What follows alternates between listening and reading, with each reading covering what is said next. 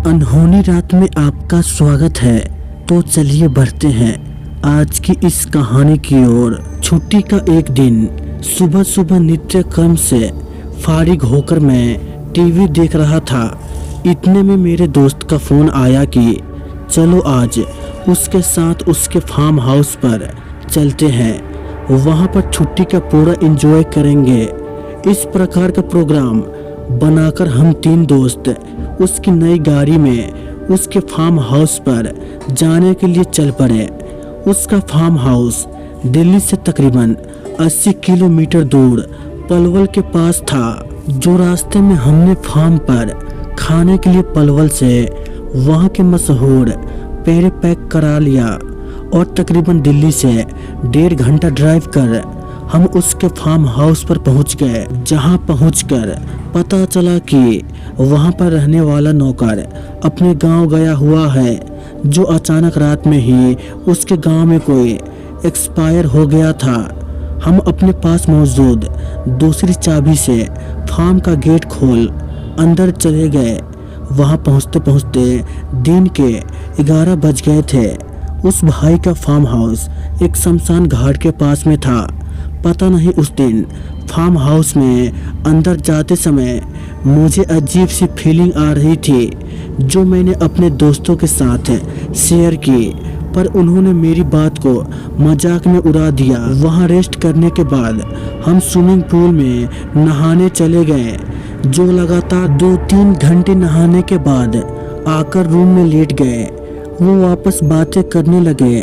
समय तकरीबन 1:30 बजे का था, जो अचानक फार्म हाउस के दरवाजे को कोई जोर जोर से पीट रहा था। पहले तो समझ में नहीं आया कि कौन है, पर सीसीटीवी में देखने पर कोई नजर नहीं आया, परंतु जोर जोर से दरवाजा पीटने की आवाज आ रही थी। हमने सोचा कोई शरारत कर रहा है। जो मेरा दोस्त दरवाजा खोलकर बाहर देखने के लिए चला गया, जहां उसे एक बुजुर्ग मिला जो उसका पुराना परिचय था, जो पास के गांव में रहते थे। जो मेरे दोस्त के साथ अंदर रूम में आ गए।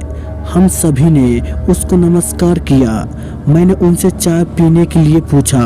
पता नहीं उन्होंने क्यों मना कर दिया, पर उन्होंने कहा कुछ मीठे की स्मेल आ रही है। तो मैंने बताया, हाँ जी अंकल, हम पलवल के मशहूर पेड़े लेकर आए हैं। तो उन्होंने हमारे साथ मजाक करते हुए कहा कि बेटा, मुझे तो पानी पिलाकर भेजने की फिराक में हो तुम, और खुद ये यहाँ पर पेड़ा खाना चाहते हो। मैं तो अपना हिस्सा खाकर जाऊँगा। हमने माफ़ी मांगते हुए प्लेट में कुछ पेड़े व ठंडा रखकर अंकल को दिए। अंकल ने तुरंत पेड़े ख़त्म कर दिया और की डिमांड करने लगे। तो हमने उन्हें कुछ और पेड़े दिए, परंतु वो भी उन्होंने ख़त्म कर दिया और पूछने लगे, अभी तो काफ़ी बेचे हुए हैं। तो हमने आखिर में सारे के सारे पेड़े उनके सामने रख दिए।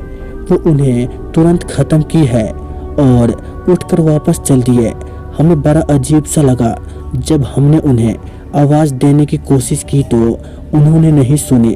जैसे ही गेट के बाहर गए, अचानक कहीं गायब हो गए। ये देखकर मेरा दोस्त डर गया। उसने सीसीटीवी फुटेज में चेक किया, परंतु उसमें वो कहीं नहीं दिखाई दे रहे थे। नहीं गेट के अंदर आते हुए दिखाई दिए, ना ही जाते हुए दिखाई दिए। ये देखकर मेरे दोनों दोस्त बुरी तरीके से डर कर कांपने लगे। मैंने उन्हें हौसला बढ़ाया, उन्हें समझाया। थोड़ी देर बाद फार्म पर रहने वाला नौकर रामू दूर से आता हुआ दिखाई दिया, जो फार्म पर आकर हमारी हालत देखकर हैरान हो गया। सारी बात पता चलने पर उसने बताया कि अंकल तो 3 दिन पहले ही मर चुके हैं। ये कैसे हो सकता है कि आज आपके पास आकर पेड़े खा गए। हम सभी ने उनकी आत्मा की शांति के लिए प्रार्थना की। वो उनके घर चले गए। तो वहां जाने पर पता चला कि उन्हें पलवल के पेड़े बहुत पसंद थे। मरने से 2 दिन पहले भी उन्होंने पेड़े मांग कर खाए थे, परंतु डॉक्टर के कहने पर उन्हें बहुत कम खाने के लिए दिए गए।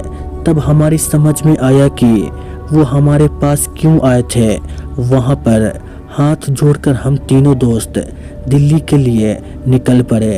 तो दोस्तों ये थी आज की कहानी। तो चलिए मिलते हैं एक और डरावनी कहानी में। दोस्तों अगर आपने अभी तक हमारी YouTube चैनल को सब्सक्राइब नहीं किया है तो कर ले, ताकि आने वाली वीडियोज़ की नोटिफिकेशन आपको जल्द ही मिल जाए। तो चलिए मिलते हैं एक और वीडियो में।